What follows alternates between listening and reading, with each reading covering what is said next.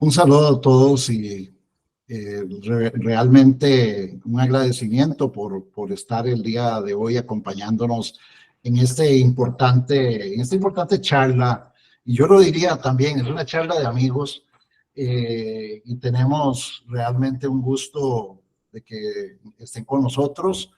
Déjenme presentarme, mi nombre es Héctor Vargas, yo soy el director general de la Organización Mundial de Ciudades y Plataformas Logísticas desde la ciudad de San José en Costa Rica, en donde se encuentra la sede administrativa de la Organización Mundial.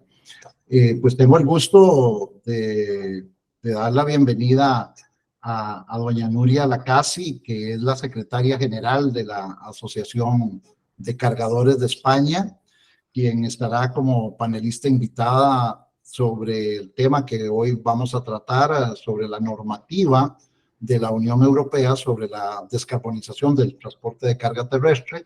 Esto es producto del ciclo de conferencias que viene generando nuestra organización mundial, que ya habíamos tenido ahora a finales de enero el evento también sobre temas de transporte, y que nos estuvo acompañando el director general del Grupo Trayecto de México y de Chile, Patricio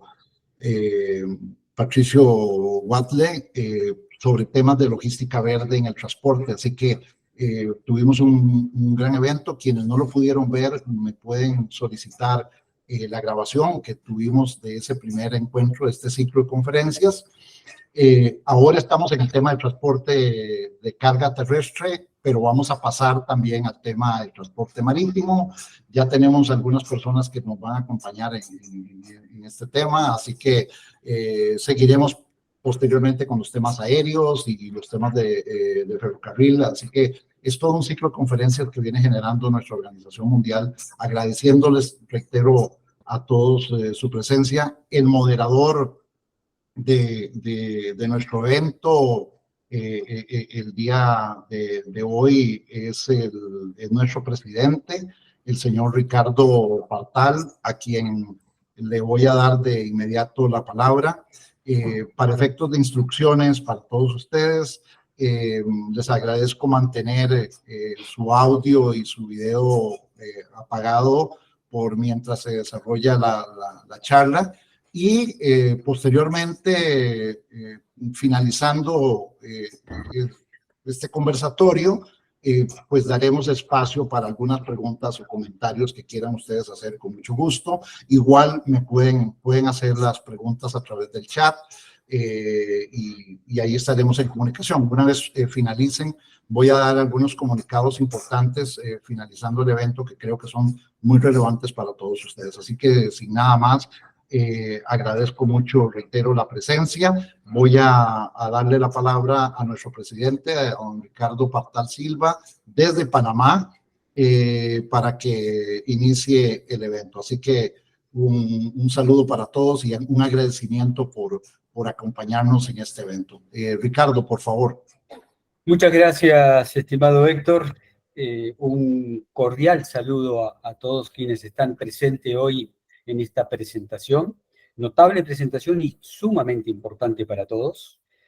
Mi agradecimiento también muy especial a Nuria Lacasi, que hoy nos acompaña, tuvo la gentileza de contar con nuestra propuesta de participación en este evento para complementar aquella presentación que hicimos anteriormente, vinculada a todo lo que es el movimiento verde en el ámbito logístico y del comercio internacional. Siempre considerando que sin logística no hay comercios, entonces todo lo que conlleva estos dos ámbitos tiene mucho que ver en estas nuevas renovaciones y las energías verdes que hoy estamos trabajando. Por eso creemos que este tema que vamos a abordar en esta oportunidad es de trascendencia, y de trascendencia para cada uno de los sectores. Todos aquí estamos trabajando sobre estos puntos. Estamos más que apuntalando, viendo cómo los vamos canalizando, porque estamos, al menos en Latinoamérica, en falta con respecto a Europa, que tiene notorios avances, más allá que nos digan, nos falta mucho, todavía lo conocemos y sabemos la situación en Europa, pero sí está mucho más avanzado que Latinoamérica. Por lo tanto, creemos que esto que podemos conversar hoy, que va a ser un conversatorio justamente, un diálogo de ida y vuelta va a ser más que importante y más que novedoso para todos nosotros. Así que les estoy muy agradecido, veo muchas eminencias que nos han acompañado en otros eventos a través de organismos multilaterales, inclusive presenciando este seminario, esta conversación, así que creo que han considerado la importancia que tiene. Pero para entrar en tema, ya con nuestra querida Nuria, a mí me gustaría eh, en particular conocer un poco de la Asociación de Cargadores de España. O sea, antes de comenzar con estos diálogos y estas preguntas lógicas que vamos a ir transmitiendo, particularmente, y creo que quienes están aquí hoy asistiendo a esta conversación, les gustaría conocer un poco de esta asociación. Bueno, buenas tardes desde España. Muchas gracias, Ricardo. Muchas gracias, Héctor, por darme la oportunidad de estar aquí, de compartir con vosotros este espacio, y muchas gracias a la Organización Mundial de Ciudades y Plataformas Logísticas. Me presento, soy Nuria Lacazzi, soy secretaria general de la Asociación de Cargadores de España y efectivamente esta es una organización que está formada por empresas, por grandes empresas, que pueden ser multinacionales, pueden ser empresas españolas, y además es una asociación transversal, es decir, son empresas de diferentes sectores, desde el sector de la química, al sector de la siderurgia, al sector petrolero, al textil, alimentación, tocamos un poco todo tipo de empresas, y lo que tienen, el nexo común a todas ellas es que hacen un uso intensivo de los 4 modos de transporte, o bien para la importación, o bien para la exportación, o bien ya para la distribución de sus productos. Con lo cual, bueno, tenemos una visión desde aquí, desde la asociación, muy global de lo que es el transporte, porque utilizamos los 4 modos e intentamos optimizar, y la misión de la asociación es esa, ¿no? Es trabajar con todos los agentes que existen en el sector, con los diferentes agentes, para conseguir un transporte de mercancías pues moderno, eficiente y respetuoso con el medio ambiente. Y estos somos nosotros. Ok, muy bien, muchas gracias. Bien conciso e importante, ya lo creo. Nuria, entrando en tema, y en tema que nos convoca hoy, el objetivo 55. ¿Cómo nace esta iniciativa? ¿Qué podemos contar? También de manera breve, porque sabemos que es muy amplio, un proyecto grandísimo. Sí, es muy amplio y es muy árido, además, porque todo lo que es normativa y reglamentación son temas muy áridos. Pero bueno, así muy rápidamente, fue en diciembre del 2019, la Comisión Europea puso en marcha el Pacto Verde. El Pacto Verde es un paquete de iniciativas políticas, no es un paquete normativo, sino un paquete de iniciativas y de objetivos políticos. Y el objetivo de este paquete era, bueno, pues colocar ya a la Unión Europea preparada para una transición ecológica a partir de la cual se pudiera alcanzar en el 2050 la neutralidad climática. Este Pacto Verde tenía, lo que digo, un conjunto de iniciativas, bueno, pues muy variadas, pero para conseguir este objetivo, pues hablaba de proteger la biodiversidad, hablaba de una agricultura sostenible, de una eficiencia energética en edificación, que es una asignatura pendiente que tenemos en España, y en un punto, una de estas 10 iniciativas correspondía a la reducción de emisiones de gases de efecto invernadero en un 55%, en al menos un 55% para el 2030. ¿No? Establecía una etapa intermedia con este objetivo final de la neutralidad climática en el 2050, esta etapa intermedia del 2030 en un 55%, y este es el objetivo 55, conseguir esta reducción del 55%. Y de esta iniciativa es de donde surge el objetivo 55. ¿Y cómo estamos? ¿Cómo estamos en el porcentaje de aquí al 2030? Acabamos de empezar. Estamos a 7 años vista del 2030 y la verdad es que se nos está haciendo un poco cuesta arriba. Y te digo por qué. la Comisión, al mismo tiempo que publicó, bueno, que acordó el Pacto Verde, que publicó el Objetivo 55, publicó todo un conjunto de medidas, ¿no?, que tenían que acompañar en esta transición ecológica. Estas medidas, digamos que en Europa hay lo que se llama el reglamento de reparto de esfuerzo, en lo que es toda la senda de transición ecológica, para que todos los países miembros hagan un esfuerzo en virtud al número de habitantes, a su economía, bueno, y además todos los sectores hagan parte de su esfuerzo también, ¿no? No se puede penalizar únicamente a unos sectores que sean los que tengan que ponerse, que ser pioneros en esto y que otros no hagan nada.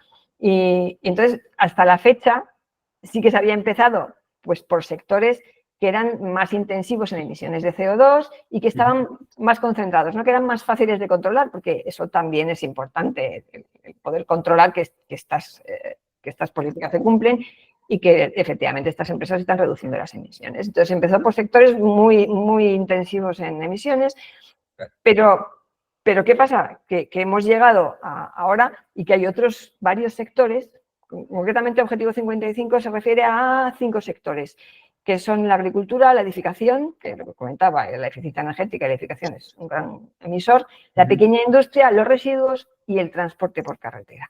Le llegó la hora al transporte por carretera y el objetivo, este conjunto de sectores tienen un impacto en emisiones del 60% de las emisiones europeas y solo el sector de la carretera tiene casi el 25% de estas emisiones de gases de efecto invernadero, con lo cual era un objetivo. Tanto la edificación como el transporte son grandes emisores y eran 2 sectores objetivos. Bueno, justamente ahí entra entonces la estrategia que puede incluir en esta dinámica global del transporte de carga terrestre, entonces, ¿no?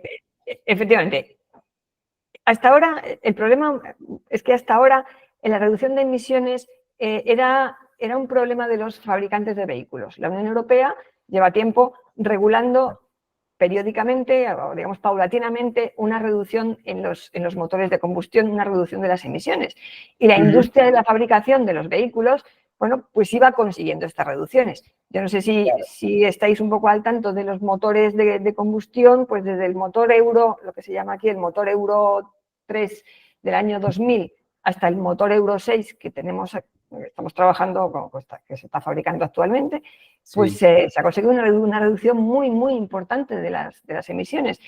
Y esto no impactaba en el sector del transporte porque eran los fabricantes de vehículos los que se iban ajustando y con esto se consiguió una reducción muy importante, ya digo, de las emisiones sin que el sector del transporte por carretera tuviera que hacer nada más que renovar su flota. Claro. Esto es caro, pero es cómodo y además, yo no sé, claro, pero ese es el inicio solamente para el transporte de carga por carretera, ¿no? Claro, hasta ahora no le había influido al sector. Es decir, no era algo en lo que el sector tuviera que esforzarse, ¿no? Compraba un camión más eficiente, con un motor más eficiente y al mismo tiempo pues, se reducían las emisiones, estupendo. Pero ahora sí. Es decir, ahora el Objetivo 55 sí que para el sector del transporte establece una cuestión específica y es que se incorpora al régimen de comercio de derechos de emisión. Es decir, tienes que reducir las emisiones, puedes hacerlo como quieras, pero para animarte a que lo hagas, pues te voy a cobrar por cada tonelada de carbono que emitas. Esto es el régimen de comercio de derechos de emisión. Había mucha industria que ya estaba incorporada, mucha industria europea, y ahora en el 2027, tampoco es ahora mismo, en el 2027 el sector de transporte empieza a pagar por las emisiones. Ajá, ya esto es normativa entonces. Sí, esto es obligatorio. De la Unión Europea. Es de la Unión Europea, de toda la Unión Europea. Hay países y sectores, vamos, hay países que tienen sectores más, digamos, más grandes, que las empresas de transporte son más grandes y bueno, tienen menos dificultades para ajustarse a esto. Pero en España, por ejemplo, tenemos un sector del transporte muy, muy atomizado. Con lo cual, es muy difícil imponer que empresas, que son muchos de ellos, un 60% de nuestro sector, son autopatronos. Es decir, que conducen su propio camión. No les puedes exigir que hagan una declaración de emisiones, que además paguen por esas emisiones. Con lo cual la Unión Europea lo pensó y en buena lógica dijo, bueno, este sector que hemos incorporado a este régimen, tenemos que darle alguna facilidad, ¿no? Y esa facilidad es que quien va a pagar por las emisiones no va a ser directamente la empresa de transporte, sino que van a ser los distribuidores de combustible. Es decir, las grandes petroleras o los pequeños distribuidores, vaya, pero que en general son grandes petroleras que trabajan a través de distribuidores de combustible fósil, estamos hablando de combustible fósil, que es el de emisiones, serán las que paguen estas toneladas de CO2 emitidas. ¿Cómo? Pues cobrándoselo, obviamente, al transportista que va a llenar su depósito. Le cobrarán lo correspondiente al transportista, lo ingresan y eso luego se lo ingresan a la administración del Estado miembro correspondiente. Este es el sistema de comercio de derechos de emisión que entrará en vigor en el 2027. Con lo cual esto, claro, encarece. Obviamente, el litro de combustible que estamos pagando ahora, pues en el 2027 lo pagaremos más X, más lo que cueste en ese momento la tonelada, porque el CO2 es un mercado de subasta. Va variando y además bastante el precio de la tonelada. Pero bueno, ahora mismo cuenta con que esté alrededor de entre 60 y 90 euros está la tonelada de CO2 emitida, el coste. Entonces, se va a incrementar el coste. Interesante dato. 90 euros la tonelada. Muy bien. Y esto, acá estoy viendo como efectividades aplicadas a estas reglamentaciones, a estas normativas, pero también noto que se va modificando. Sí. Claro. Sí, constantemente. Porque veo que lo que alcanzo a notar, Nuria, es que, claro, se dieron cuenta que la mayoría de los transportistas son unipersonal. Entonces, claro, no es lo mismo aplicar esta normativa a empresas que a este sistema de pyme o micropyme, llamémosla. Entonces, la efectividad aquí baja, disminuye. Hay que buscar otros caminos. Uno es ese, el combustible, a través de combustible. ¿No? ¿Se ha pensado en el... La alternativa es el vehículo. Si al final el objetivo es que no haya emisiones, no es que tengas que pagar por las emisiones. Eso digamos que es un mal que se deriva de emitir, claro. Pero el objetivo es no emitir. Por eso la Unión Europea, cuando publicó el objetivo 55, pues paralelamente publicó otra serie de normas que lo que aseguraban o intentaban asegurar es que hubiera suficientes puntos de recarga, una infraestructura para el suministro de combustibles alternativos suficiente para el sector del transporte. Es el reglamento, no sé qué nombre, el reglamento AFIR, que es un reglamento europeo sobre la infraestructura que te obliga pues, a tener una serie de puntos de recarga. Concretamente, a partir de 2025 hay que establecer estaciones de recarga de al menos 150 kilovatios para turismos y furgonetas cada 60 kilómetros. Y a partir también del 2030, no, hasta el 2030 hay para tener una infraestructura de recarga para vehículos para pesados de 350 kilovatios. Entonces, bueno, pues esto por lo menos asegura un problema que es el problema que tenemos ahora mismo en España, que es que no tenemos suficiente infraestructura de recarga. Bueno, tenemos varios problemas. El primero es que la tecnología de vehículos no está disponible. Ahora mismo hay mucho vehículo bueno, hay mucho, se nos llena la boca. Decimos que hay mucho, pero cuando ves las estadísticas no hay mucho. Hay furgonetas eléctricas para distribución urbana de mercancías. Y cada vez más empresas tienen más furgonetas, pero este es un problema de que los ayuntamientos, por otra normativa que hay española, tienen que establecer zonas de bajas emisiones donde el futuro es que haya emisiones cero. Pero ahora mismo tampoco pueden entrar en estas zonas determinados vehículos muy contaminantes. Entonces, las empresas de distribución de última milla, el last mile, sí que está incorporando furgonetas eléctricas. El vehículo pesado, no tiene prácticamente alternativas. Tiene el eléctrico, pero poca cosa más. Y el eléctrico no vale para determinada distancia. Bueno, y aquí estamos entrando en las implicaciones directas de la sociedad civil. Justamente esto. Pues efectivamente, es que no es fácil. Han puesto unos objetivos que no son fáciles de cumplir porque de momento no tenemos la infraestructura. Es cierto que hay un margen, que todo esto va para el 2030, pero esta es una opinión personal y es un poco al hilo de lo que tú decías. Hay que ir ajustando. Estos requisitos hay que irlos ajustando porque algunos son muy difíciles de cumplir y no vamos a llegar, no vamos a llegar. Y hay un problema, además, y es que como van cambiando la normativa o van sumando normativa nueva, en España ahora mismo tenemos, cuando la renovación de flota se suele hacer cada 5 años, las empresas de transporte renovan la flota, la verdad que en periodos cortos, ahora mismo tenemos un envejecimiento de la flota muy importante, es decir, los camiones rígidos tienen más de 14 años, de media, los camiones rígidos. Las cabezas tractoras menos rondan los 8 años y pico y las furgonetas pues los 9 años y pico. Pero esto es un parque muy envejecido, un parque automovilístico muy viejo. Sí, sí, ya lo creo. Entonces aquí las empresas cumplen un rol importantísimo en este tema. Sí o sí, ¿cuál es el compromiso que notan desde la Unión Europea, desde este desarrollo para la descarbonización, el compromiso de las empresas? Claro, aquí yo represento cargadores, que son empresas de producción o empresas de gran consumo, distribuidores, y trabajamos estrechamente, obviamente, con nuestros proveedores de servicios de transporte, que son las empresas de transporte por carretera, en este caso.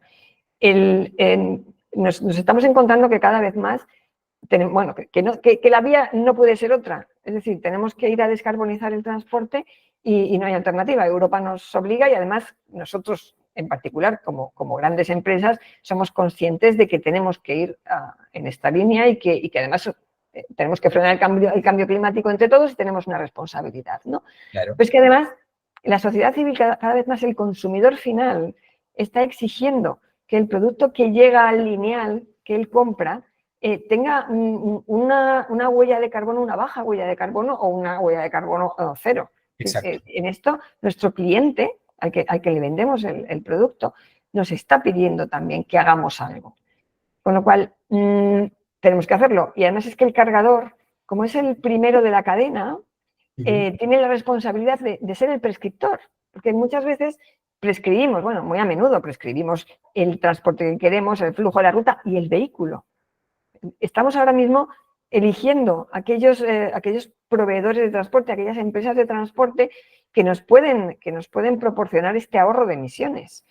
Porque Europa nos aboca a ello. Claro. Entonces, esto no es fácil. O sea, el cargador paga más, está dispuesto a pagar más por un transporte de menos emisiones. Incluso en una encuesta que hicimos hace poco, 8 de cada 10 incluso dejarían de trabajar con una empresa de transporte que no les pueda ayudar en este camino a la descarbonización. Cuando estamos hablando de empresas de transporte en España muy pequeñas, muy, muy pequeñas, para las que esta transición ecológica no es nada fácil.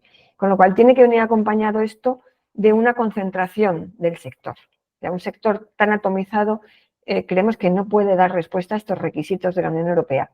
Es una característica del sector del transporte en España, pero también en Italia, me consta, a lo mejor no en Francia, que son empresas de transporte más fuertes, grandes flotistas, pero nosotros en España particularmente tenemos con nuestras empresas este problema, que se concentra el sector en empresas más fuertes, con más músculo, que puedan dar respuesta, o va a ser muy complicado. Sí, pero noto y se vislumbra que hay más compromiso con el medio ambiente por parte de los transportistas. Y eso también implica a tomar más compromiso inclusive con estos programas y estos requerimientos de la Unión Europea. Sí. La verdad es que cada vez más, porque antes era simbólico, ¿no? El transporte de mercancías y la actividad de la logística, hasta hace 4 años, y me darás la razón, actuaba un poco de espaldas a todo, entre bambalinas, para que todo funcionara y que no se hablara de la división de la empresa de transporte y logística, ¿no?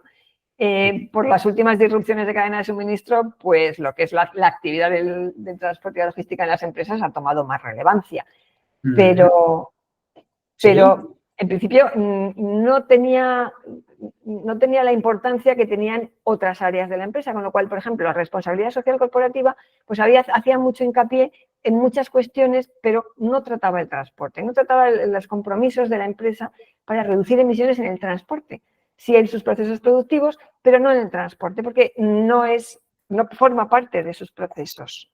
Estoy hablando del cargador, no de la empresa transportista. Sí. Pero ¿qué pasa? Que ahora el cargador cada vez se implica más y esto que nosotros llamamos alcance 3, porque no es un alcance nuestro, de nuestro proceso, sí que queremos incorporarlo, queremos medir nuestras emisiones de la cuna a la tumba y en toda la cadena de suministro y trabajar con nuestros proveedores de transporte para reducir esas emisiones. Porque es una cadena. O trabajamos todos juntos o no se consigue. Justamente eso iba, porque se está exigiendo al productor de insumos descarbonizar todo lo posible, trabajar la economía verde y la circulación verde del sistema operativo. Pero nos encontramos con el segmento interno del transporte, carga y sector logístico que tiene falencias en estos temas. Y ahí entra fundamentalmente la responsabilidad social empresaria en este tema. ¿Cómo está esto? A nivel europeo, por supuesto. Pues a nivel europeo, lo que también tiene Europa muy claro es que tiene que regular esto, tiene que armonizar esto, porque vamos a hablar fundamentalmente de reducción de emisiones. Entonces vamos a tener que medir todas las emisiones de la misma manera, comunicarlo de la misma manera, ser muy transparentes y trabajar juntos. Es decir, tenemos que medir, tenemos que comunicar, tenemos que establecer obviamente objetivos de reducción porque solo quedan 7 años para el 2030 y tenemos, en el caso particular nuestro, tenemos que colaborar todos los intervinientes de la cadena de suministro. Es decir, desde el cargador, el operador, el transportista e incluso el receptor de la mercancía. Esto, bueno, pues no es sencillo y no es sencillo porque medir no es fácil. Yo no puedo medir como cargador, tiene que medir la empresa de transporte, que es el que sabe cuál es el proceso, cuál es su actividad, cuánta gasolina usa y en consecuencia con los criterios que sean cuánto emite. Esto la Unión Europea también ha estado bastante ágil y lo que está ahora es trabajando en una forma única para que todos midamos igual, en todos los modos de transporte, no solo en carretera, sino para que todos midamos igual las emisiones, todos las declaremos igual, todos las comuniquemos igual y para todos los modos de transporte. Con lo cual, también entiende que para pequeñas empresas medir no va a ser fácil, comunicar no va a ser fácil, entonces da una opción un poco estándar también con una especie de base de datos donde estas empresas puedan, de una forma más rápida, sin tener que hacer grandes cálculos, puedan encontrar esta información y dársela a su proveedor. Porque en España también está ahora en el Congreso la Ley de Movilidad Sostenible, que establece esto mismo, de que cuando esté esta normativa europea de referencia, el transportista tiene que darle el valor de las emisiones a su cliente, a su cargador. Ok, interesante. ¿Y los beneficios? ¿Hay beneficios tangibles para las empresas con este programa de responsabilidad social empresaria? Hombre, hasta la fecha la responsabilidad social empresarial es voluntaria. Bueno, cada vez se exige más cuando vas a concursos públicos, bueno, pues en determinados ámbitos sí. Y cada vez se exige más también el tema de, bueno, la ESG empresarial y hay una directiva europea de ESG y de cadena de suministro específica. Están trabajando, no la hay, se está trabajando en una directiva de cadena de suministro. Algún país, por ejemplo Alemania, la tiene ya implantada, específica para este tema. Entonces, no hay, de momento, hasta el momento, no hay una obligatoriedad. Y aquí somos muy reacios a abordar todos estos temas que suponen un esfuerzo adicional de recursos humanos y de recursos empresariales hasta que las cosas no sean obligatorias.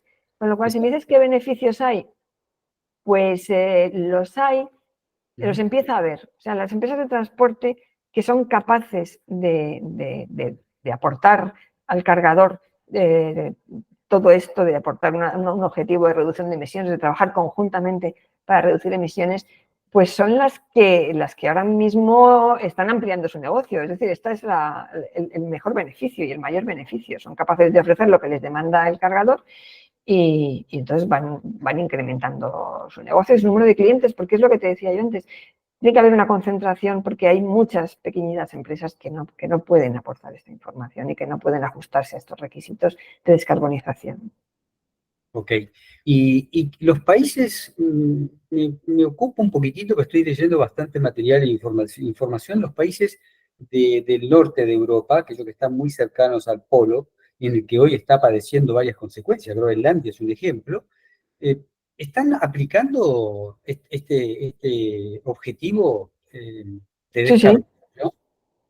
Tal vez un poco mejor que el sur de España, ¿no? Bueno, a ver, es que luego los países, cada país, estos objetivos, lo que decía, el reglamento del esfuerzo compartido, hace que cada país tenga unos objetivos de reducción diferentes. Esto se reparte entre cada uno de los Estados miembros y cada uno tiene unos objetivos de reducción diferentes, acordados. Y luego, mínimos, en función también de lo que lleven hecho, ¿no? De cómo lleven hecho los deberes. Y luego, sobre estos objetivos, cada país puede incrementarlos, puede tener un compromiso superior. Y con lo cual, de estos objetivos, pues los países nórdicos tenían mucho, digamos, una cuota importante, de un porcentaje importante de reducción de emisiones y además las incrementan porque, bueno, ellos ven que pueden hacerlo. España también las ha incrementado. O sea, no recuerdo cuál era la reducción que le había asignado a Europa, pero sé que la incrementó también voluntariamente para el 2030. Con lo cual, sí, los nórdicos se nota y se nota en esta distribución del esfuerzo y este esfuerzo voluntario adicional que ellos están más preparados, efectivamente. Claro. Ahora, acá hay un tema que, al menos a los latinoamericanos, nos va a ocupar en breve. Porque si Europa está trabajando arduamente y de manera fuerte llegar a esta instancia del 2030 y 2050, y en Latinoamérica, que somos proveedores para Europa de muchos insumos, no lo estamos haciendo, ahí, ¿cómo vamos a jugar este papel de responsabilidad social y de compromiso de descarbonización? Pues ahí tienes el mecanismo de intercambio de carbono, ¿no? ¿Cómo se llama? El mecanismo de... en la nueva reglamentación que dice que si tú traes producto, lo fabricas en un sitio en un centro de producción que está fuera de Europa y que no está acogido a esta normativa y a estos requisitos que tenemos en Europa, tienes que pagar esa diferencia de carbono. Ahí tienes que calcularla y tienes que pagarla. Ese es el mecanismo de intercambio de carbono en frontera. Ok. Todos los países ¿Qué fecha estimativa tiene de aplicación? Desde el 1 de enero del 2024. Desde el 1 de enero del 2024 se hacen, cuando ingresa la mercancía en nuestro país, pues yo creo que cuando se hace la declaración aduanera, es cuando tienes que pagar esa diferencia. Desde el 1 de enero de 2024 de este año, que además nos ha pillado así un poco con el pie cambiado, aunque ya sabíamos que entraba en vigor. Sí, claro. Pero estamos ahora haciendo un poco lo que estamos, conferencias, jornadas, informando a todos los importadores que esto es así. ¿Esto se está aplicando? ¿Ya se aplica? Se está aplicando cuando el centro de producción está ubicado en un país, pues en China.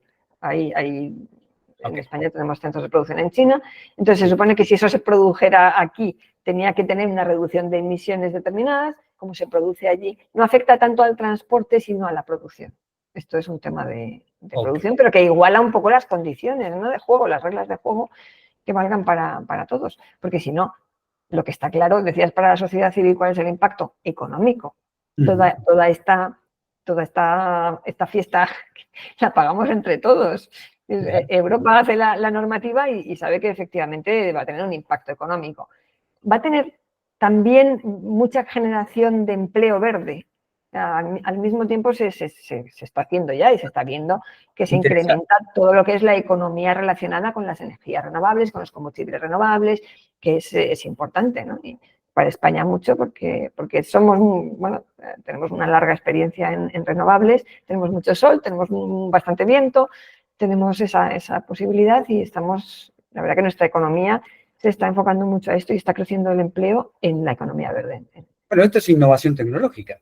Sí, ni más ni menos, sí. Esto es innovación tecnológica. Y el papel de la descarbonización en esa innovación tecnológica. Sí. Y, a ver, la innovación tecnológica, te cuento un poco cómo abordamos la descarbonización o cómo nos está ayudando la innovación tecnológica a la descarbonización.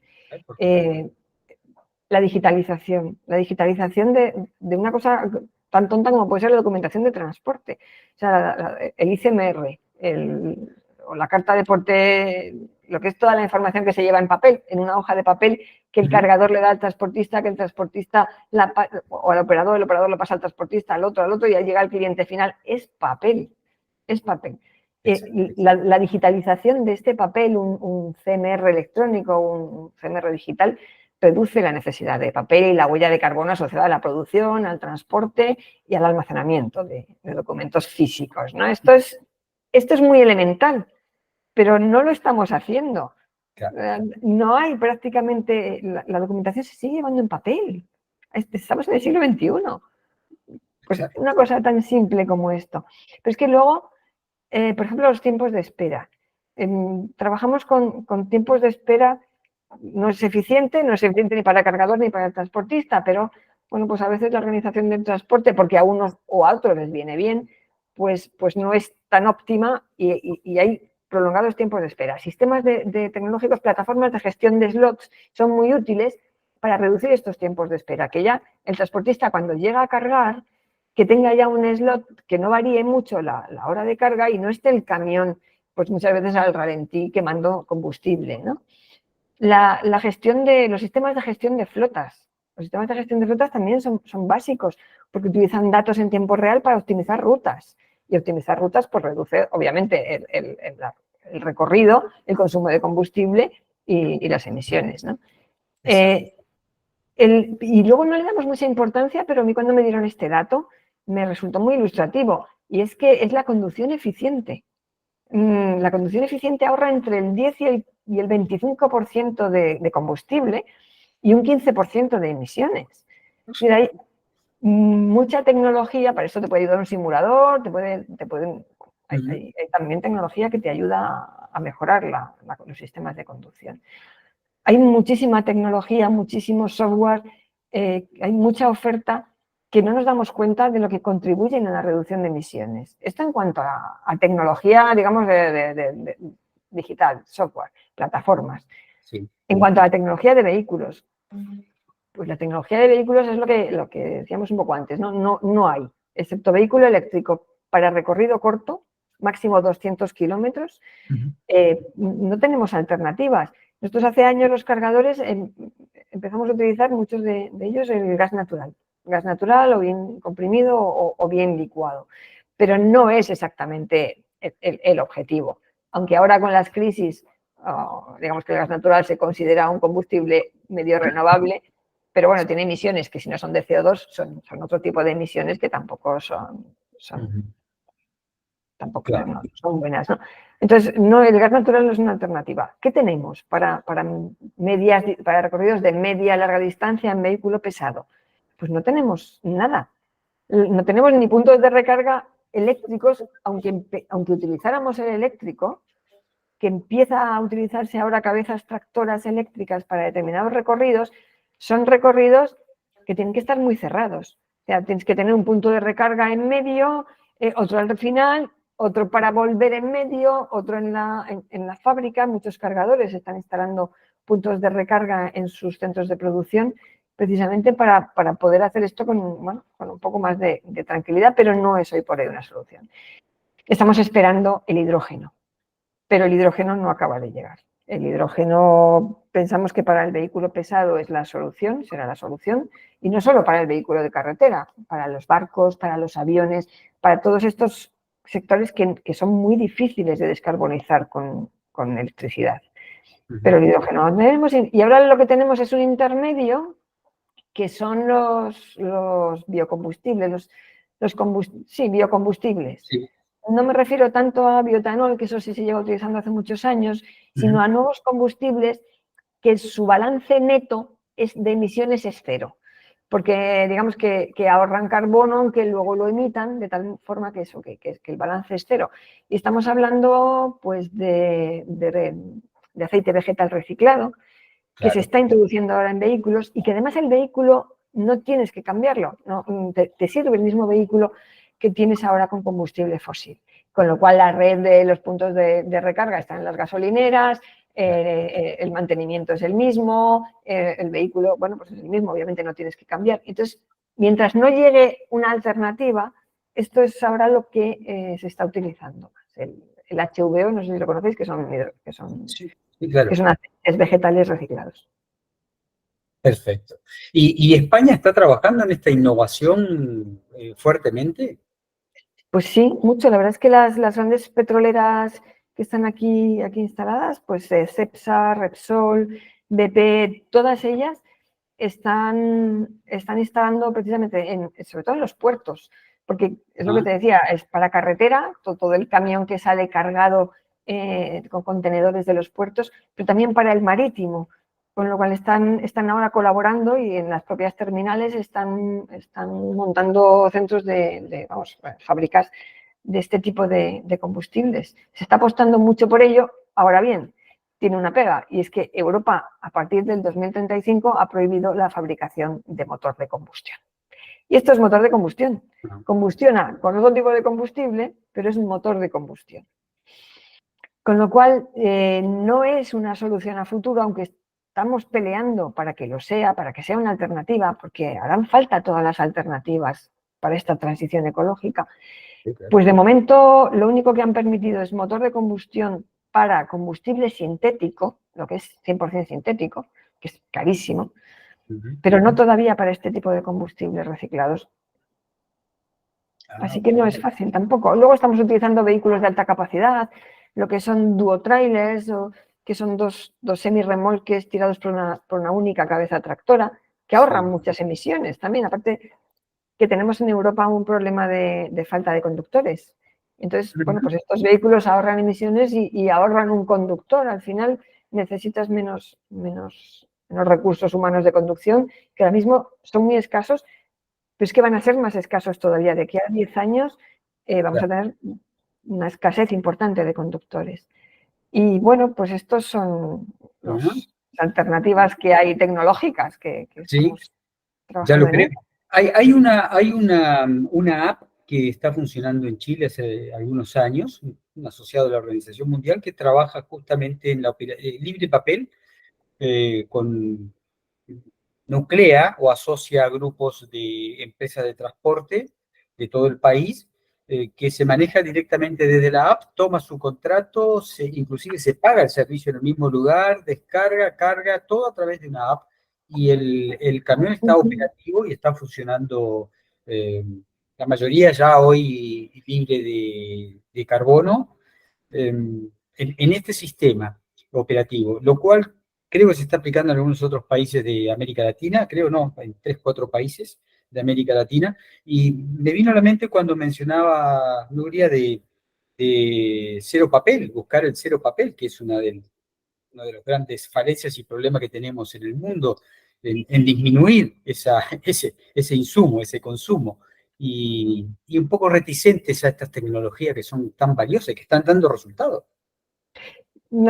Aquí la verdad es que no acaba de despegar, tengo que reconocer que es lo que tú comentas, es una app, es que realmente es una app muy sencilla en la que participan toda la cadena de suministro, va ticando a medida que va pasando de una etapa a otra la mercancía, la carga, pero no está teniendo ningún éxito aquí y no sé muy bien por qué. Hemos intentado analizarlo. Europa, bueno, en España parece que habrá una obligatoriedad, porque es que si no, no avanzamos en ello.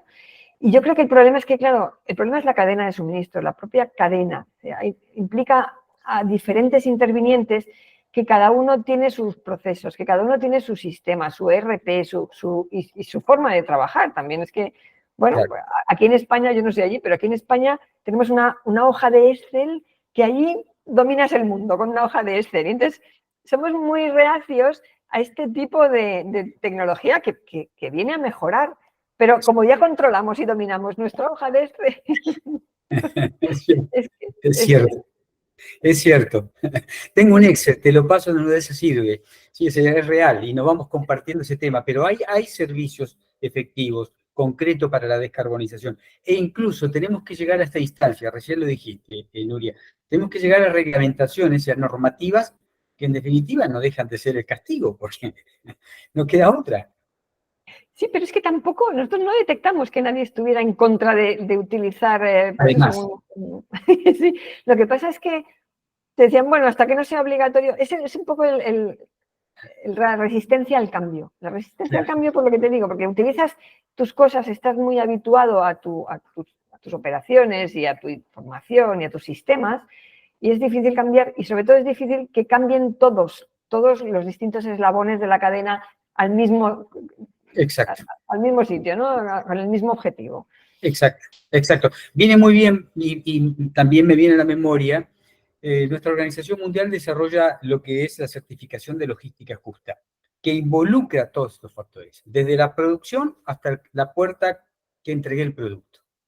Es decir, toda esta cadena tiene que tener un sistema de funcionamiento operativo acorde y armónico a estas funcionalidades de sustentabilidad, inclusión social, integración, descarbonización, etcétera, etcétera, etcétera.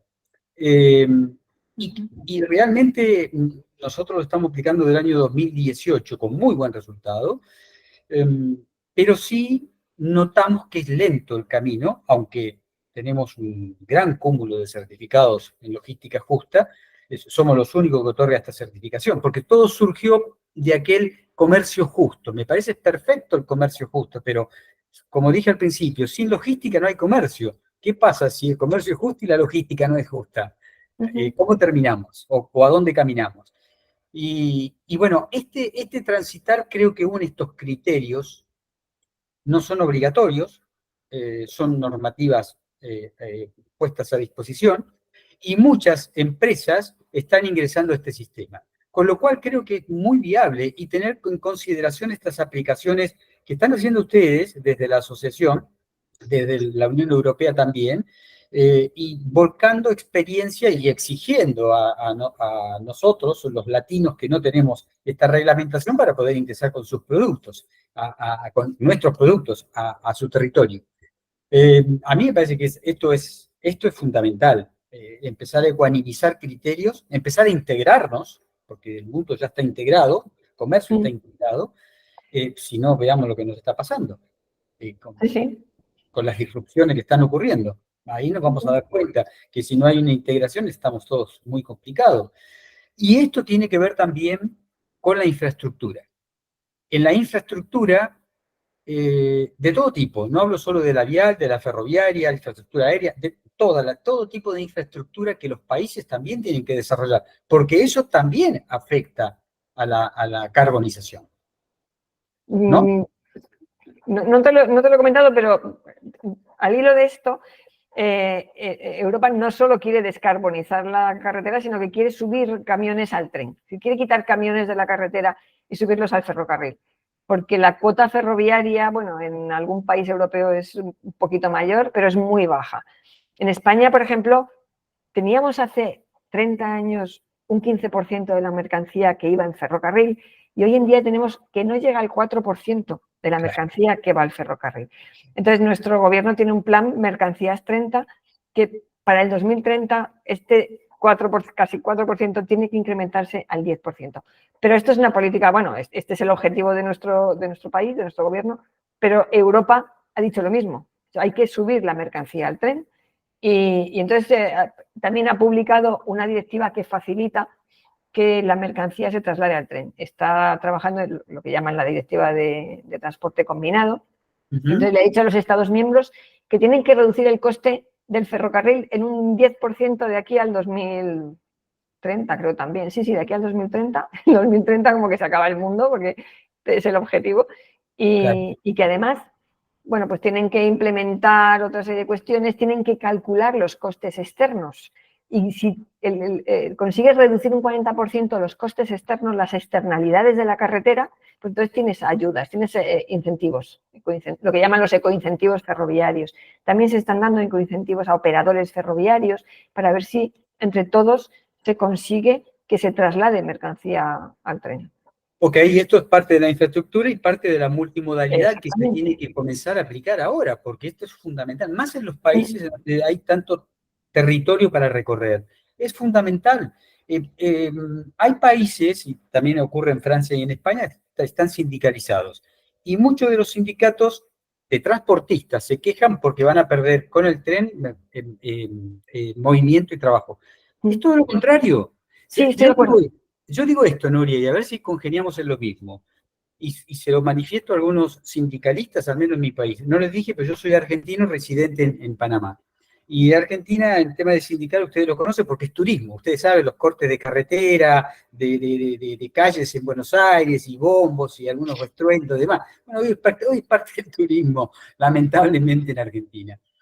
Y he hablado con los sindicalistas y les he dicho, ¿cuál es el objetivo del sindicato? Social. Es que su empleado esté bien, esté con su familia. Pues bien, hombre, me vas a hacer llevar a un transportista una carga a 1.200, 1.500 kilómetros, que para nosotros es normal en Argentina, lo mismo Brasil, países extensos, o Chile a lo largo, y va a estar 3, 4 a 5 días o una semana afuera el transportista sin vincularse con su familia, con sus hijos en la escuela, sin almorzar al mediodía. Ahora, ¿qué pasa si ese mismo transportista le decimos, lleva mi producto hasta el tren y no vas a hacer un viaje por semana, sino vas a hacer 3 viajes al día? Pero vas a almorzar con tu familia y vas a descansar con tu familia todos los días. Eso no es justicia social, eso no es descarbonización, eso no es acompañar el crecimiento y no es motivar la creación del desarrollo multimodal de las cargas.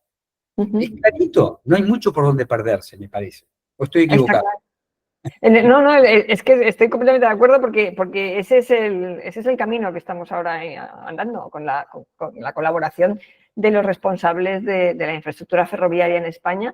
Se están implantando ahora muchas autopistas ferroviarias. ¿Para qué? Para subir el camión al tren, precisamente por lo que comentabas tú. Es decir, bueno, el camión, el semirremolque o el camión normalmente es semirremolque, ¿no? En autopista ferroviaria.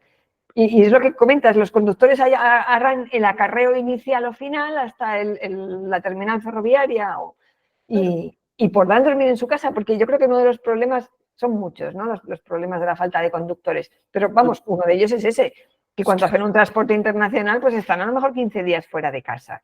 Y todos queremos conciliar, es normal. La conciliación ahora la pedimos todos. Exacto, exacto. Estamos congeniando con el mismo tema. Nuria, yo aquí prefiero cortar porque estoy viendo que hay muchas preguntas y se las vamos a pasar a nuestro director general, que él la está asimilando para que te las pueda transferir y vamos respondiendo. A lo mejor en alguna puedo intervenir también. Sí, seguro. Ayúdame. Gracias. Muchas gracias, Ricardo. Muchas gracias, Nuria. Bastante interesante el tema. Sí, claro, hay varias preguntas y comentarios que se están haciendo acá que son muy relevantes. Quiero empezar con alguna. Miguel Rodríguez de la empresa WAM nos está consultando específicamente, Nuria, qué tan usual es el tractocamión con doble chasis de 40 pies en España, y dice que en Panamá es muy usual el uso del doble chasis de 20 pies, pero no el de 40 pies. Pues quería conocer básicamente eso. Pues aquí la verdad es que se ha autorizado recientemente. Llevábamos 5 años de pruebas técnicas, ¿no? Primero lo que hace nuestra administración de tráfico con estas disrupciones, digamos, nuevas, estas tecnologías nuevas de vehículos que pueden tener un impacto importante en la circulación y en las carreteras. Primero las pruebas, ¿no? Hacen pruebas técnicas y había 400 vehículos de doble chasis de 40 pies circulando por España. Esto ya era más que una prueba técnica. Y te digo el por qué. Porque las pruebas técnicas son con carga real. Entonces, había muchísimos cargadores que estaban utilizando estas pruebas técnicas, claro. Con lo cual ya, ahora recientemente la Dirección General de Tráfico de España ha autorizado, digamos, el uso normal, ¿no? Ya el uso habitual de este vehículo. Y está siendo una solución de descarbonización. Lo que pasa es que estos vehículos tienen un problema, y es que no pueden atravesar fronteras en Europa todavía, hoy por hoy. Pero también Europa lo que está haciendo es que, claro, dices, hay muchas cuestiones, mucha normativa de vehículos que limita las capacidades de descarbonización. Porque, claro, si yo no puedo circular por toda Europa con un doble chasis, pues es que se limita mucho esta posibilidad de reducción de emisiones. Entonces, ahora Europa está revisando una directiva de masas y dimensiones que flexibiliza esto y que permite el intercambio fronterizo. Porque yo antes, cuando llegaba a la frontera, pues tenía que cambiar y separar con 2 tractoras dos chasis, porque no puedo pasar a Francia con este vehículo, con lo cual el efecto de ahorro de descarbonización es más limitado. Muchas gracias, Nuria. Edith Tapiero, también de Panamá, hizo un comentario que creo que es importante. Indicó que si se conoce alguna entidad en América Latina en el desarrollo de reglamentaciones también que no permitan o que permitan ayudar y no perjudicar el tema del transporte y productores. Aquí tal vez este tema le di una respuesta a Eddie de que casualmente a nivel latinoamericano, pues sí, hay una serie de empresas que han venido trabajando particularmente en cada país, empresas consultoras. De hecho, aquí está Martín López de una empresa consultora que nos acompaña el día de hoy, que ellos trabajan básicamente apoyando a empresas y en desarrollo de estrategias de descarbonización. En fin, tenemos muchas empresas. Vamos a ver, Latinoamérica está totalmente diseminado porque a nivel de las regiones o de tanto de los convenios Mercosur, la región de Centroamérica, estamos un poquito diseminados en aspectos de las políticas relacionadas a procesos de descarbonización, a pesar de que los gobiernos han venido tomando sus responsabilidades ante las conferencias del COP, ¿verdad? El COP26, de la última, COP27, que ya estamos sobre todas las conferencias relacionadas al medio ambiente y los acuerdos que hemos llegado o que los países se han comprometido a descarbonizar sus economías y a buscar cómo reducir la huella de carbono, cómo reducir los gases de efecto invernadero, CO2, etcétera. Entonces, hay una serie de compromisos, pero realmente para los países de Latinoamérica, cada uno tratamos de salir adelante, pero no son políticas como la Unión Europea, que son directamente por normas de una unión en la cual tienen que cumplir con la normativa para los próximos 7 años de aquí al 2030 y hay que, todos los países tienen que regirse. Aquí en Latinoamérica está al reitero, la situación cambia mucho en la región latinoamericana. Quiero darle la palabra a Eddie, por favor. Sí, buenas. Excelente conferencia, muchas gracias. Nada más, cortitamente, lo que me interesa, mi preocupación es que tengamos que adoptar ciertas regulaciones en una área, una región que está tratando de salir de estos efectos de pandemia, que tiene mucha deuda, y nuestros productores, nuestros transportistas están pasando por situaciones muy difíciles. Entiendo las medidas que hay que hacer, pero si habría una ruta donde podríamos, eso es lo que está buscando, cómo la misma Organización Mundial nos podría ayudar a ser ese consultor de los países, entendiendo que adoptar estas medidas acá afectaría a muchos transportistas que son pequeñas empresas individuales y requieren otro montón de cosas que son muy difíciles. Es mi preocupación en cuanto a lo que necesitamos nosotros y a lo que necesita el mundo. Gracias. Gracias, Eddie. Sí, Ricardo, no sé. Sí, a ver, nuestra organización es un observatorio mundial y este tema lo ha observado. Por eso hice la pregunta y le comentaba a Nuria esta cuestión. ¿Cuál es el trato si Europa está haciendo bien las cosas o intentando y busca un objetivo y América Latina estamos muy lejos de esa realidad? Por realidades que termina de contar y de manifestar Edith Tapiero. Estamos teniendo padecimientos diferentes y situaciones económicas financieras por países diferentes. Con realidades totalmente diferentes y economías totalmente diferentes, con la inflación que también nos aplica de manera diferente a cada país. Entonces, es muy difícil ecuanimizar todo eso. Y esta es una tarea que la estamos haciendo de la Organización Mundial para ver cómo podemos coadyuvar este tema, porque nuestros principales asociados es Europa y es el Asia-Pacífico. El Asia-Pacífico hoy por hoy no está tan instrumentado y reglamentado como Europa en este tema. Pero tenemos que empezar a, como decimos en Argentina, a hacer los deberes, porque nos vamos a quedar atrás y en algún momento vamos a comercializar entre nosotros con suerte algunos productos. Así que me parece que hay que considerar lo que manifiesta Eddie y hay que empezar a trabajar, o lo estamos haciendo de la Organización Mundial, pero vamos a solicitar colaboración de varios organismos multilaterales, las Naciones Unidas, la misma Unión Europea. Así que bueno, el próximo viaje, Nuria, tiene también este objetivo que voy a estar haciendo allí por el mes de abril. Gracias, Ricardo. Muchas gracias. Tengo a Joao Carlos Parkinson, que es del Ministerio de Relaciones Exteriores de Brasil, el canciller, el representante Joao, por favor, la palabra. Sí, gracias. Desearía sobre todo agradecer a Nuria por muy interesantes observaciones y comentarios. Pero yo voy a hacer un comentario un poco más amplio para poner algunos aspectos que meritan también un análisis más profundo en mi manera de ver.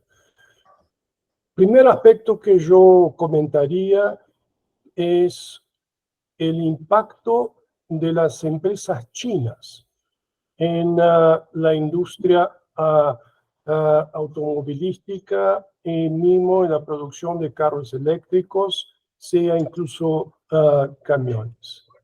Acá en Brasil, por ejemplo, a despecho de, yo diría, de una cierta lentitud del gobierno, hay un activismo de empresas chinas, particularmente de BYD, que genera una situación de mercado que cada día más es la realidad.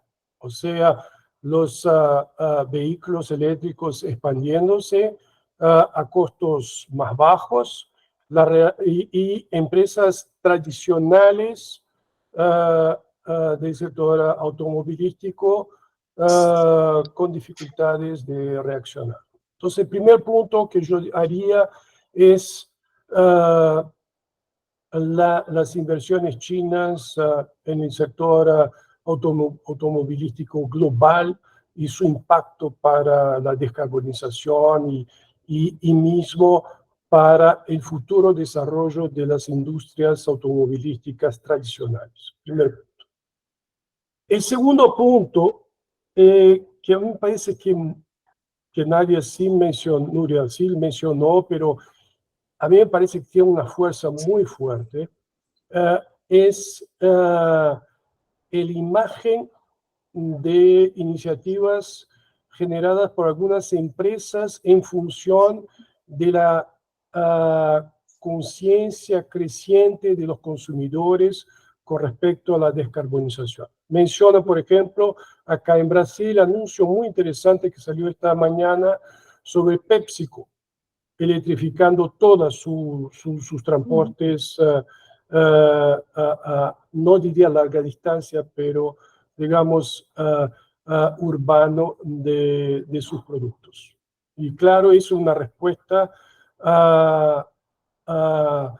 del mercado, de los consumidores, de cada vez más exigentes en tener una cadena de producción y una cadena de transporte más limpia. Entonces, interesante esa iniciativa porque efectivamente la veo sobre todo en las grandes empresas corporativas o las empresas que tienen intereses globales. El caso, por ejemplo, PepsiCo es una multinacional, pero menciono la JF, que es la productora de carne de Brasil, también una empresa global interesada ya electrificando sus camiones, ¿no? Ahora, eso yo diría que serían tendencias interesantes, positivas, que pueden reestructurar el mercado a medio y largo plazo. Pero veo algo que ahí Nuria no mencionó y yo desearía mencionarlo, porque me parece importante eso, es la crítica situación fiscal de todos los gobiernos, europeos, latinoamericanos, americanos, y un proceso de endeudamiento acelerado y con desbalances fiscales importantes. ¿Y por qué eso es, yo diría, que no es menor? Es que uno de los grandes problemas para la reducción de emisiones a partir de la electrificación de vehículos es cómo vamos a tratar los autónomos, porque obviamente estamos hablando de camiones caros, ¿no? Y ahí llamo la atención para, si los camiones son caros, obviamente los gobiernos podrían muy bien subvencionarlos. Pero ¿cómo van a subvencionar si estamos en una crisis fiscal tremenda, ¿no? Algo que sería complicado hacer, ¿no? Pero al mismo tiempo, acá en Latinoamérica, Ricardo conoce muy bien, una reacción de los transportistas autónomos puede llevar a un impedimento de gobiernos debido al fuerte impacto económico que puede generar un paro nacional, por ejemplo, ¿no? Entonces, es algo también delicado desde el punto de vista político y desde el punto de vista financiero, ¿no? Entonces, ahí hay otros problemas que son muy propios de Brasil, que es lo siguiente. Todos los comentarios que he hecho en Nuria, que los aprecio mucho, claro que tienen que ser relativizados con respecto a dos aspectos importantes. El tamaño del país, y hablo por Brasil, un país de dimensiones continentales. Brasil es más grande que toda Europa.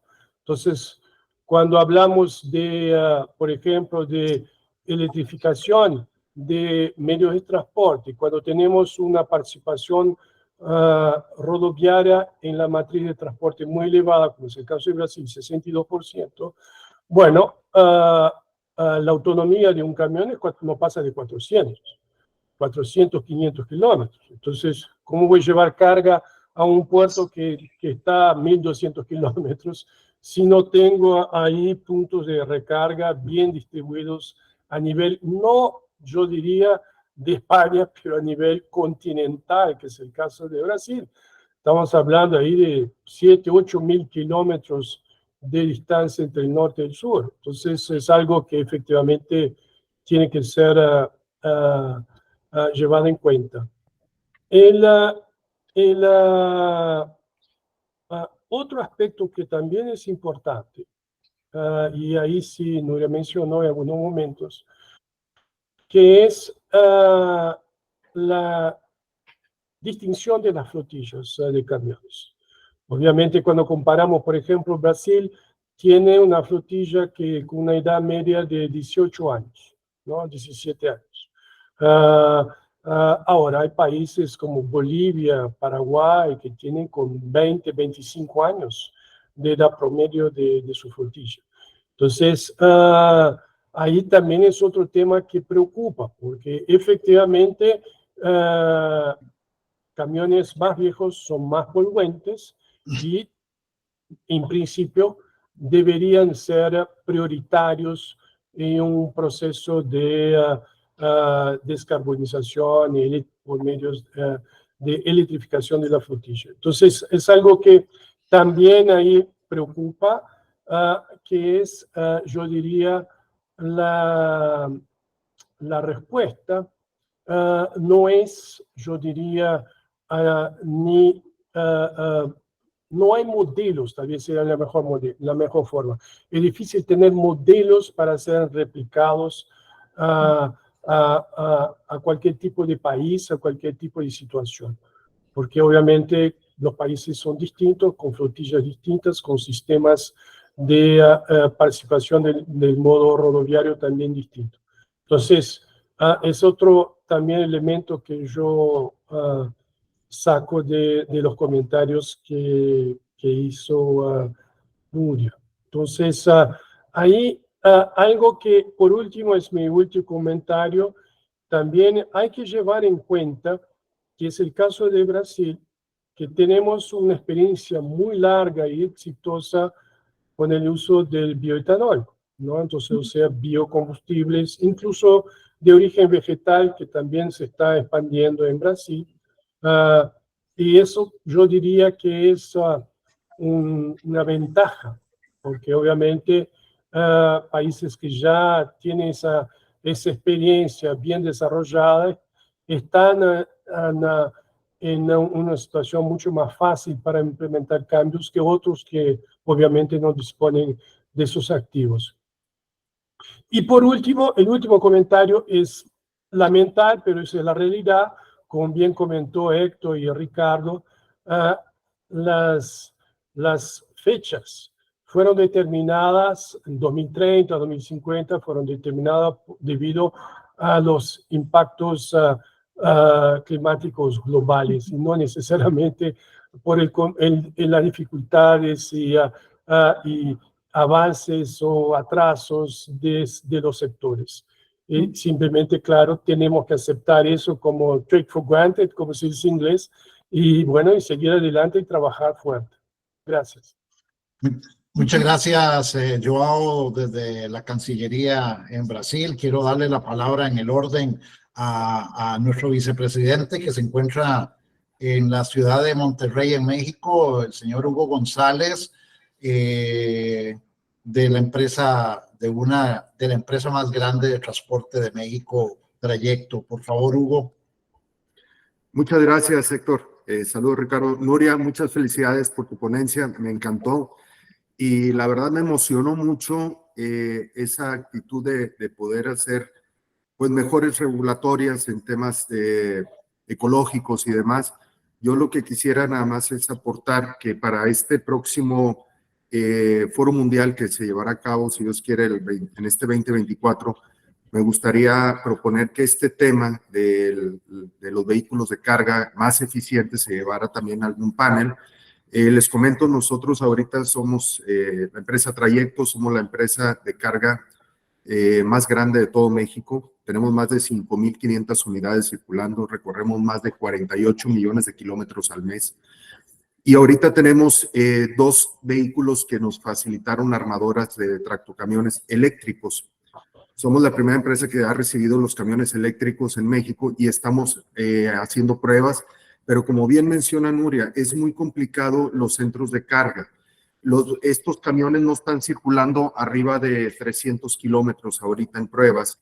Entonces salen de Monterrey, que estamos prácticamente a 250 kilómetros de la frontera con Estados Unidos, entonces cargan allá y regresan, ¿no? Entonces, a mí me gustaría próximamente en el Foro Mundial exponer los resultados de estas prácticas, compartirlas, ¿verdad? Y ver qué mejoras podemos hacer con los demás países, como comentaba Joao, como ha comentado Nuria y los demás ponentes que han estado aquí y asistentes, porque creo que tenemos que migrar a eso. Ahorita hemos probado, tenemos cerca de 800 camiones con gas y estamos tratando de ahorrar, digamos, toda esta huella de carbono y demás, pero sí estamos corriendo estas pruebas y sí me gustaría compartirlas próximamente junto con mi director general nacional, que ya se encuentra afuera, no pudo estar, está fuera de Monterrey, pero sí me pidió mucho que estuviera al pendiente de esto y dar seguimiento a los temas. Entonces,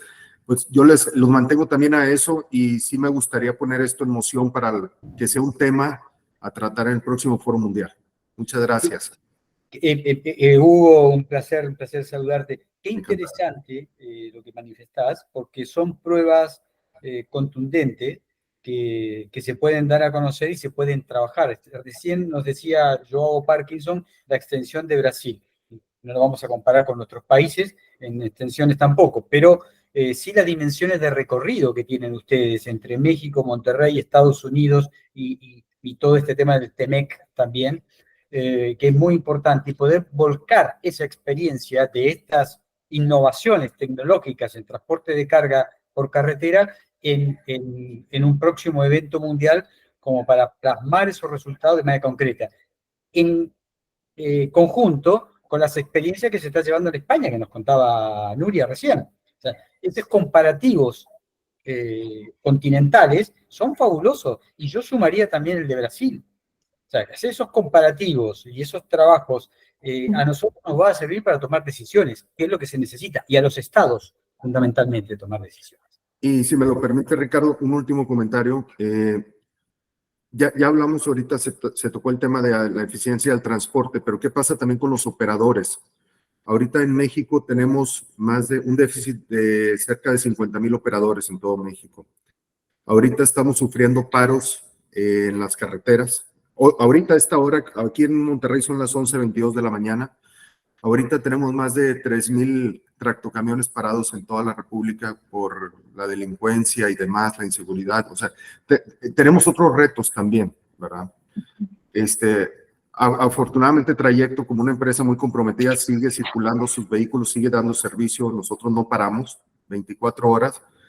Pero sí también quisiéramos exponer el tema de la Universidad del Transporte. Tenemos nuestra propia universidad donde preparamos a los operadores de transporte. Normalmente tenemos al año, graduamos 800 operadores en nuestra universidad. Y sí me gustaría también ver por medio de la Organización Mundial si en otros países también existen este tipo de universidades, escuelas de las propias empresas de transporte, porque creo que podemos hacer una red interesante para compartir mejores prácticas de cómo capacitamos a los operadores, ¿verdad? Porque si el operador, como bien mencionas, en algunos lugares duerme en su casa. En nuestro caso, les tenemos que poner lo que son sus propios recámaras, gimnasios, cafeterías, y estamos hablando que tenemos 50 terminales en todo México. Entonces, equipar todas estas 50 terminales con todas las necesidades y demás es complicado, pero también ha sido un reto interesante de poder desarrollar. Y sí me gustaría que poder compartir esas experiencias con otros compañeros en otros países, porque creo que podemos fortalecernos, ¿verdad?, en estas áreas. La gente de la academia ya seguramente que está vinculada aquí en esta presentación ya ha tomado nota, seguro, Hugo. Para Correcto. Nuestros amigos de Sudamérica, los operadores en México son los conductores o los choferes para nosotros. Quiero aclarar ese tema también porque algunas veces el concepto queda un poco ahí en la nebulosa. Gracias, Hugo. Qué bueno que mencionas eso, Ricardo, porque en México hace años se mencionaban como choferes. Pero en Trayecto hemos tomado la decisión de, como es nuestro mayor capital humano, ya no se les menciona choferes, se les menciona operadores de carretera, ¿verdad? Para levantar digamos, pues la importancia, ¿no?, que tienen. Tenemos ahorita más de 5,500 operadores en México, otros tantos en Estados Unidos, y estamos viendo los mercados canadienses también. Entonces estamos expandiéndonos. No omitimos expandirnos también a Centroamérica en algún momento, pero estamos en planes, ¿no? Pero sí nos gustaría exponer los retos y cómo los hemos superado en México por la empresa Trayecto próximamente en el Foro Mundial. Sí me gustaría mucho compartirles las experiencias y aprender de ustedes también y de Europa lo que está sucediendo, ¿verdad? Porque creo que podemos hacer un match muy interesante en productividad. Muchas gracias. Gracias, Hugo. Nuria, que tienes la mano levantada, por favor. Sí, no, muy rápidamente un poco responder a Joao y a Hugo. Bueno, o decirles un poco mi experiencia. Claro, la adquisición de un vehículo de transporte eléctrico o de energías renovables es un 60% más cara. Una cabeza tractora eléctrica es un 60% más cara que una tractora diésel. Pero en Europa, bueno, tenemos una suerte, ¿no?, porque lo estamos pagando, pero al final nos ha revertido. Siempre que hay una normativa que tiene este impacto, es decir, se conoce que hasta que no se iguale, y se igualará el precio cuando pasen muchos años, pues hay que incentivarlo, y hay que incentivarlo con ayudas económicas. Entonces, siempre que se saca un paquete legislativo, una normativa que tiene este impacto realmente en los sectores, se saca paralelamente un paquete de ayudas. Además, en estos momentos, las ayudas de Europa son muy importantes, pero muy, muy importantes. Hay muchísimo recurso económico en lo que se llama el Plan de Recuperación, Transformación y Resiliencia, que se aprobó después del COVID. Después del COVID estábamos, como todos, arruinados.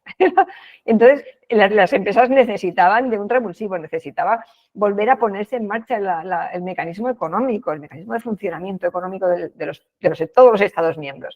Entonces, se sacó este plan que tiene muchos miles de millones que se están repartiendo ahora para infraestructuras, para adquisición de vehículos, de flotas nuevas, para un poco en este camino de la descarbonización. Prácticamente todo va enfocado a descarbonización, pero son ayudas muy importantes. Luego, también hemos hecho una cosa, digamos, buena en Europa, que es que se ha diseñado una red transeuropea de transporte. Es decir, hay como si fuera no sé si, de subway, ¿no? Las ramas de un metro, con los caminos y las estaciones, que es un mapa en toda Europa, ¿no? Entonces, estas líneas que unen, que son carreteras o que son ferrocarriles, todas estas líneas son preferentes para poder conectar mercancía, conectar pasajero, y no solo carretera o ferrocarril, sino también unirlo con nodos aeroportuarios o con puertos, ¿no? Son las famosas redes transeuropeas de transporte y son redes definidas y carreteras definidas. Y entonces aquí es donde se ponen todos los esfuerzos. Me estoy refiriendo concretamente a puntos de recarga. La normativa que te dice que habrá cada 60 kilómetros un punto de recarga eléctrico es en esta red transeuropea de transporte, que se supone que son las que conectan los países y los Estados miembros en Europa. Y luego el tema del aparcamiento seguro. Nosotros tenemos una falta de conductores en Europa que es alarmante, realmente. Ahora mismo, bueno, tenemos una cierta crisis económica o una bajada de la demanda por lo que comentábamos. Estos años hemos tenido una inflación también bárbara y ahora mismo, bueno, pues hay bajada de la demanda y no hay problema porque no hay tanta demanda de capacidad de transporte. Pero cuando esto dentro de un año y medio que vuelva a haber demanda de consumo y que vuelva a necesitarse transporte de mercancías, no hay conductores. No tenemos conductores. Es un problema que tendrá muchas aristas. Uno de ellos son los aparcamientos seguros. Y te lo comento porque también Europa, en parte de su normativa, ha sacado la obligatoriedad de tener cada 300 kilómetros en esta red transeuropea de transporte aparcamientos seguros, aparcamientos para que puedan pernoctar y no les roben la mercancía, no roben el combustible. A mí me asusta, porque el último mes que hice estadísticas de robos de camiones, el 9 o el 10% o más, o el 14%, se hacían con violencia al conductor. Eran robos con intimidación y violencia. ¿Por qué? Pues porque no hay un aparcamiento seguro donde puedas dormir tranquilo, donde tenga unos aseos, donde tenga unas máquinas de vending para poder cenar. Entonces, esto también estamos intentando atajarlo en Europa a nivel europeo porque es un problema global. Muchas gracias, Nuria. Miren, este conversatorio ha sido, de verdad, yo les agradezco mucho el tiempo a todos. Ya estamos llegando al límite, hay muchas preguntas, hay muchos comentarios.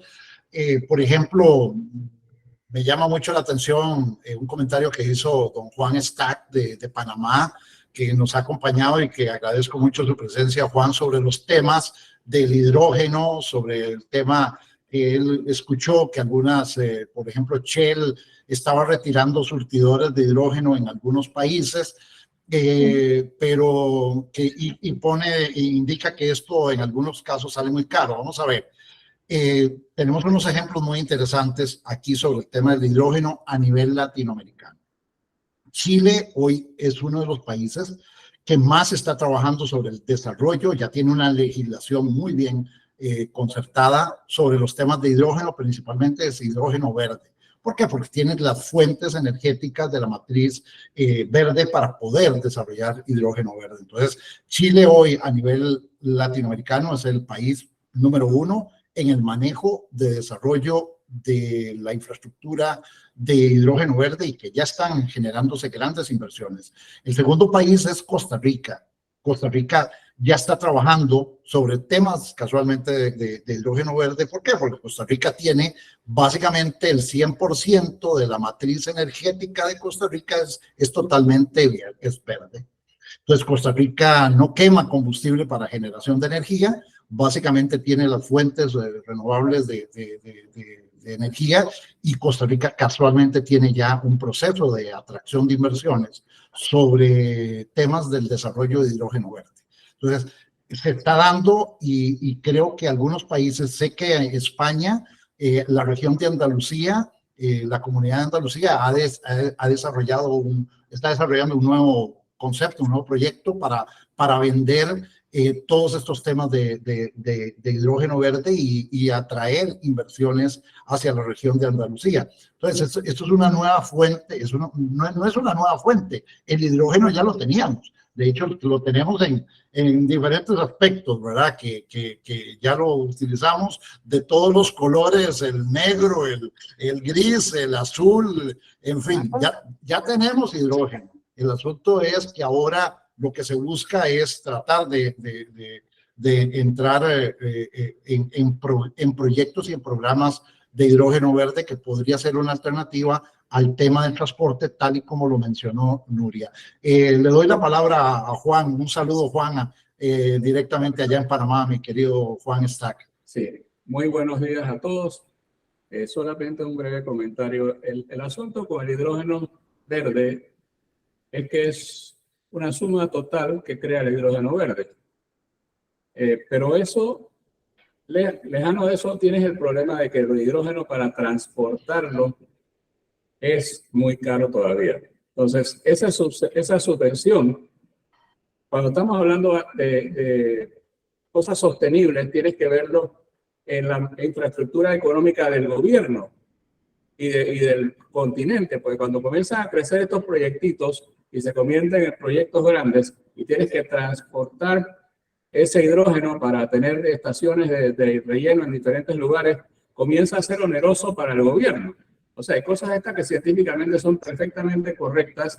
Yo trabajé con algo de hidrógeno hace muchos años en motores y perfectamente bien, y con gas natural maravilloso. Y lo que estamos buscando todos es una solución sostenible. Y referente a nuestro país, nuestro pequeño país, Panamá es uno de los 3 países del mundo que está en el siglo en carbono. O sea que es una cosa que se puede lograr teniendo cuidado, y eso incluye el parque motor nuestro, que es bien ineficiente. O sea que sería bastante más simpático si pudiéramos mejorarlo. Se está trabajando inicialmente con gas natural. Esa es la alternativa, porque ya tienes una cantidad interesante de baja de nitróxidos, que la gente se olvida que esto no es solo CO2. Los nitróxidos son peores que el CO2. Pero todo el mundo se concentra en el CO2, que lo necesitamos para las plantas. El nitróxido no lo necesitamos para nada, ¿no? Entonces yo sé que se ríe, pero sabe que es así.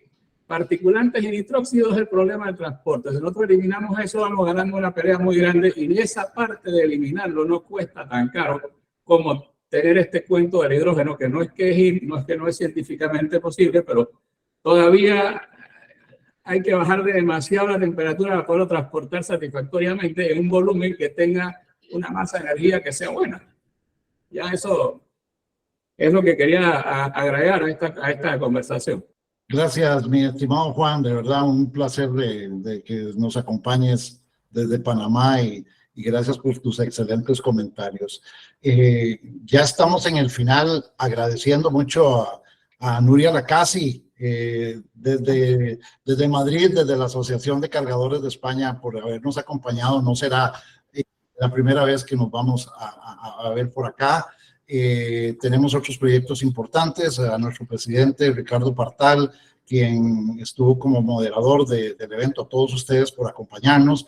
Sí quiero finalizar y hacer un cierre con 2-3 aspectos importantes. Definitivamente los temas de infraestructura estratégica, logística a nivel latinoamericano, estamos fallando mucho, nos faltan muchos temas, entre eso la capacidad de esta infraestructura para soportar eventualmente los temas de transporte eléctrico u otras formas de transporte, otras formas de energía que nos pueden venir a complementar nuestros procesos. Así que es mucho la tarea, hay mucho por hacer, pero creo que hay mucha conciencia sobre los aspectos de hacia dónde hay que redirigir los esfuerzos. Hay que tratar la manera de no claudicar en los esfuerzos que tenemos a través de nuestras organizaciones de buscar cómo poder eficientar todavía mucho más y ser más competitivos en materia de logística a nivel internacional y del comercio internacional. Eso es lo que andamos buscando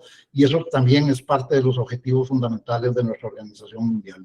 Cómo tratar de ser más competitivos a nivel de país, a nivel de empresas en materia de logística, y todos estos temas son fundamentales para nosotros, y la experiencia que está teniendo Europa en este momento para nosotros nos enriquece mucho para saber hacia dónde también nosotros debemos de redirigir los esfuerzos en estos temas. Yo quiero agradecerles a todos.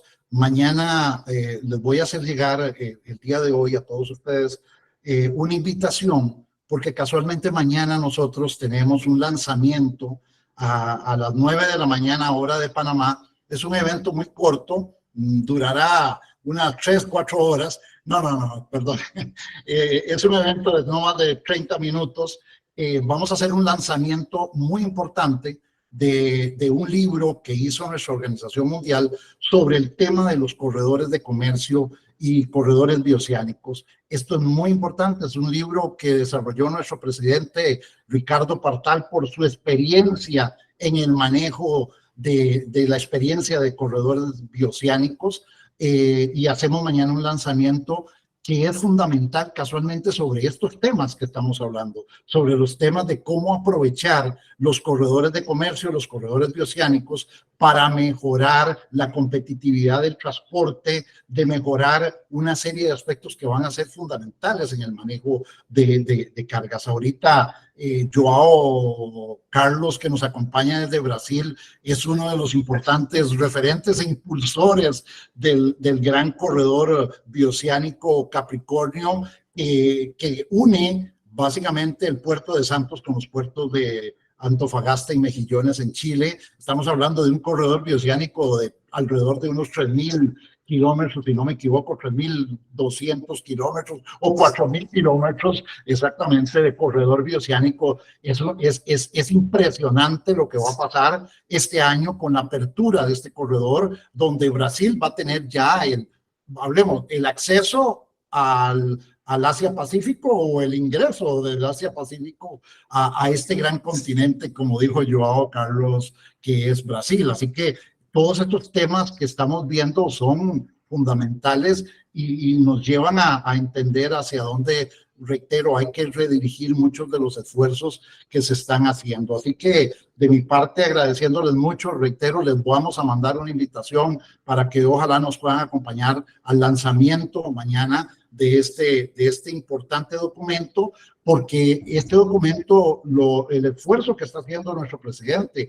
y la Organización Mundial es casualmente para que los países, principalmente a nivel de Latinoamérica, puedan adentrarse fuertemente en entender cómo aprovechar los corredores de comercio, cómo gestionarlos de una manera más eficiente para lograr casualmente lo que andamos buscando, que es competitividad al final de cuentas. Así que de mi parte un saludo a todos los que nos han acompañado el día de hoy, agradeciéndoles, y ya saben, la Organización Mundial aquí estamos a las órdenes en cualquier cosa. Yo les dejé ahí en el chat mis coordenadas, pero ya saben cuáles son las coordenadas nuestras de la Organización Mundial, y mucho gusto, encantado. Joao, Juan, Hugo, Bruno, todos los que nos han estado con nosotros acompañando el día de hoy. Bueno, yo me quiero despedir, quiero daros las gracias. La verdad es que yo creo que podemos seguir colaborando, me gustaría seguir conociendo un poco de lo que hacéis en la organización, porque por las pinceladas que me habéis dado es un trabajo muy, muy interesante. Tenéis un grandioso reto por delante, porque claro, Latinoamérica es más grande que Europa, y Brasil, como decía Joao, es más grande que Europa. Pero bueno, me gustaría seguir en contacto y poder aprender, porque hoy he aprendido mucho yo también, y necesitamos de aquí llevarnos una visión diferente para poder ampliar pues esos horizontes que tenemos ahora por delante y esas necesidades que tenemos por delante. Muchas gracias a todos por esta invitación. Ha sido un placer. Muchas gracias. Saludos y buen día para todos. Adiós, buenas tardes. Adiós. Buenas tardes. Gracias. Chao.